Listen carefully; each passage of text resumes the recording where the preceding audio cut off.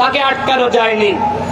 এই যে দুদক আমাদের সামনে আছে, দুদক তাকে ধরতে পারে নাই, পুলিশ তাকে ধরতে পারে নাই, কোন প্রশাসন তাকে ধরতে পারে নাই।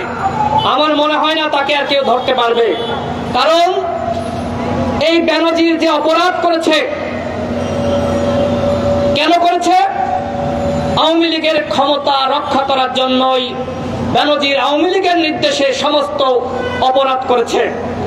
এখানে আওয়ামী বক্তব্য রেখেছেন শাপলা চত্বরে আলেম ওলামাদের উপরে এই বেনজির যে হত্যাযজ্ঞ চালিয়েছিল, এই বেনজির খালেদা জিয়ার বাসার সামনে বালুর ট্রাক, সেখানে বালুর ট্রাক রেখেছিল, তাকে বাসা থেকে বের হতে দেয়নি।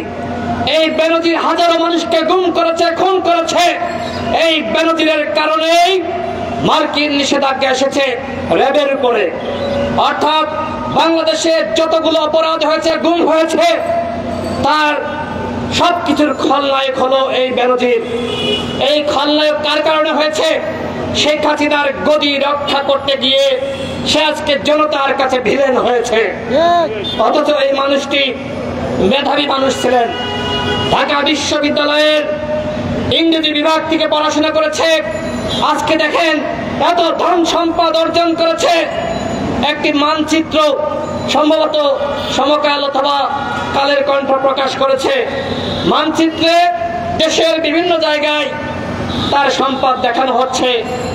প্রায় সেটিকে যদি 50 ভাগে ভাগ করি, 50 ভাগের 1 ভাগ সম্পদ বেনজিরের। এই বাংলাদেশের এত সম্পদ সে ক্রয় করেছে। একজন সরকারি কর্মচারী পুলিশ প্রধান হয়েছিল, তার কত না সম্মান, অথচ আজকে দেখেন এই লোক পলাতক। একজন রিক্সা চালক তাকে ধিক্কার জানাচ্ছে, অথচ সে যখন পুলিশের প্রধান ছিল সে এমন ভাবে বক্তব্য দিত মনে হতো যে তিনি সরকারের প্রধান। তিনি ভিন্ন মতের মানুষকে আক্রমণ করে বক্তব্য দিত, তিনি এই আচরণ করত। যাকে যখন মন চাইতো তাকে তখন ধরত।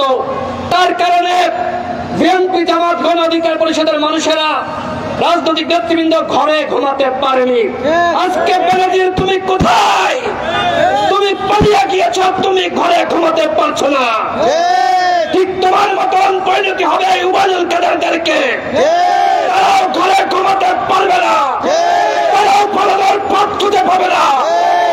আজকে যেভাবে আপনারা নির্বাচন করেছেন এই বেনজির এবং আজিজদের সহযোগিতায়, এই আজিজ সেনাবাহিনীকে ধ্বংস করেছে। এই আজিজ আজকে সেনাবাহিনীর মেরুদণ্ডকে ভেঙে ফেলিয়েছে। এই আজিজ এবং বেনজিরদের বিরুদ্ধে আমাদের এই আন্দোলন আরো জোরালো করতে হবে।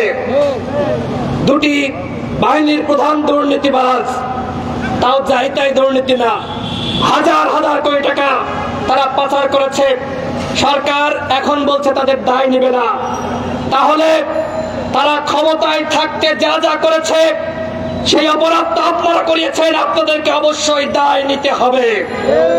আমরা আজকের এই সমাবেশ থেকে দাবি করছি অনতিবিলম্বে ওই বেনজিরকে বিদেশ থেকে বাংলাদেশে ফিরিয়ে আনতে হবে। আর যদি না ফিরিয়ে আনেন তাহলে আমরা ধরে নিব তাকে পালিয়ে যেতে আপনারা সহযোগিতা করেছেন। প্রবাসী ভাইদেরকে বলবো, বেনজিরকে আপনারা বিদেশের মাটিতে যেখানেই পাবেন সেখানে গলাধুলাই করবেন। তাকে ছাড় দেওয়া যাবে না। দেশের টাকা লুট করে, দেশের মানুষকে খুন করে সে বিদেশে আরাম করবে, আর আমার প্রবাসী ভাইরা মেনে নেবে, সেটি কখনো আপনারা মেনে নেবেন না। তাকে এমন ভাবে জুতা পেটা করবেন, ওই মুরাদ যেভাবে পালাতে গিয়ে আবার বাংলাদেশে ফিরে এসেছিল, বেনজিরও যাতে বাংলাদেশে ফিরে আসতে বাধ্য হয়। যদি সরকার তার বিচার না করে, জনতার আদালতে এই বেনজিরের বিচার করা হবে।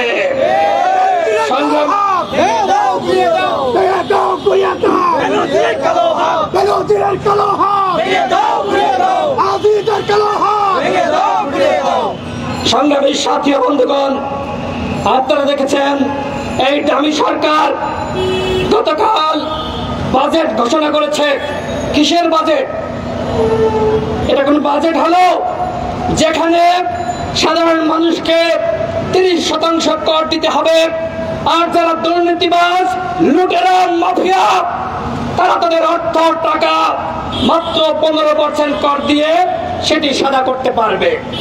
শেয়ার বাজারে কোন কৈফিয়ত ছাড়া বিনিয়োগ করতে পারবে। এই লুটেরা বান্ধব বাজেট আমরা প্রত্যাখ্যান করছি। এটা কোন জনবান্ধব বাজেট নয়, এটা কোন মানুষের বাজেট নয়, এটা ওই হাজিজ এবং বেনজিরদের বাজেট। সুতরাং এই বাজেট নিয়ে আমাদের উল্লাস করার কিছু নাই। আপনারা দেখেছেন আমরা 2018 সালে কোটা সংস্কার আন্দোলন করেছিলাম। ওই সময় আমাদের দাবির প্রেক্ষিতে বর্তমান প্রধানমন্ত্রী জাতীয় সংসদে দাঁড়িয়ে ঘোষণা দিয়েছিল আর কোন কোটায় থাকবে না। পরবর্তীতে একটি কমিটি গঠিত হয়েছিল, সেই কমিটি প্রতিবেদন দিয়েছিল যে এই মুহূর্তে আর কোটা রাখার প্রয়োজন নয়। এরপর থেকে 40তম বিসিএস থেকে কোন কোটা প্রয়োগ করা হচ্ছে না। এখন মেধাবীরা প্রশাসনের সুযোগ পাচ্ছে, দেশ এগিয়ে যাওয়ার সম্ভাবনা তৈরি হচ্ছে, সেই মুহূর্তে আবার ষড়যন্ত্র শুরু হয়েছে। একটি মীমাংসিত ইস্যু আবার এখন হাইকোর্টের মাধ্যমে, হাইকোর্টের ঘাড়ে বন্দুক রেখে এখন আবার বলা হচ্ছে যে কোটা বাতিলের যে পরিপত্র জারি করা হয়েছিল সেটি অবৈধ ঘোষণা করলো।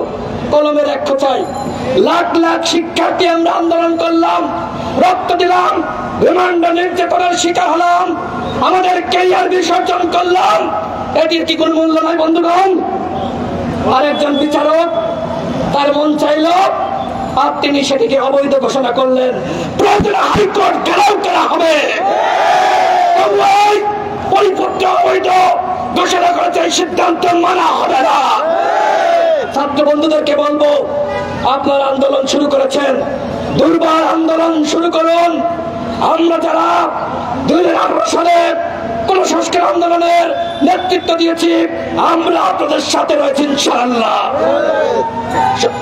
প্রিয় বন্ধুগণ, যেহেতু আজকে বৈরী হবা, আমি আর বক্তব্য বাড়াবো না। পরিশেষে বলতে চাই, এই যে আজকে দেশের মানুষ দেখেন কত কষ্টে রয়েছে, প্রত্যেকটা মানুষের বাড়িতে বাড়িতে আহাজারি। আজকে প্রত্যেকটা নিত্য পণ্যের দাম বাড়ছে, আমার মনে হয় না কেউ সুখে আছে। শুধুমাত্র সরকার ছাড়া, সরকারের গুন্ডা পান্ডা ছাড়া দেশের সাধারণ মানুষ, খেটে খাওয়া মানুষ কেউ সুখে নাই। একটু আগে আপনারা দেখেছেন সাংবাদিক ভাইয়েরা, রিক্সা চালকরা মিছিল করেছে। কারণ নিত্য পণ্যের দাম বাড়ানো হয়েছে, প্রত্যেকটা জিনিসের দাম বাড়ানো হয়েছে। এই রিক্সা চালকেরা আজকে মিছিল করেছে, তারা এই বাজেটকে প্রত্যাখ্যান করেছে। তারা বলছে নিত্য পণ্যের দাম কমাতে হবে, আর কোনো দাবি নাই, অর্থাৎ তাদের পেটে ক্ষুধা। আমি সরকারকে বলবো, এই রিক্সা চালকদের দাবি আপনাকে মানতে হবে। অনতিবিলম্বে নিত্য পণ্যের দাম কমাতে হবে। দেশের মানুষ কষ্টে রয়েছে।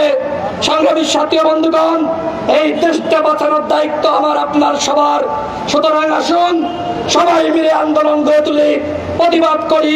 আমরা যদি এই রিক্সা চালক ভাইদের কাছ থেকে শিক্ষা নিয়ে, পথচারীদের কাছ থেকে শিক্ষা নিয়ে আমরা যদি বাংলাদেশের দুর্বার আন্দোলন গড়ে তুলতে পারি, তাহলে এই বাংলাদেশে আর কোনো আজিজ বেনজিরের জন্ম হবে না।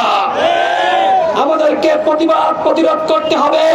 দেশের সমস্ত মানুষকে সাথে নিয়ে, সমস্ত বিরোধী দলকে সাথে নিয়ে এই ভারতীয় তামিলনাড়ু সরকারের বিরুদ্ধে আমাদের আন্দোলন করতে হবে। সেই আন্দোলন করার জন্য আপনারা প্রস্তুত আছেন? এই যে যুব অধিকার পরিষদের নেতৃবৃন্দ প্রস্তুত আছেন?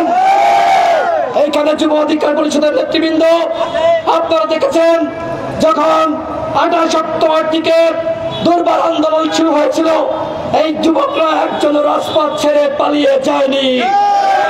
গণ অধিকার পরিষদের অঙ্গ সংগঠন যুব অধিকার পরিষদ, যেই যুবক নেতৃবৃন্দ এভাবে এই রাজপথের সংগ্রামী ভূমিকা রাখছে, আমি তাদের সফলতা কামনা করছি।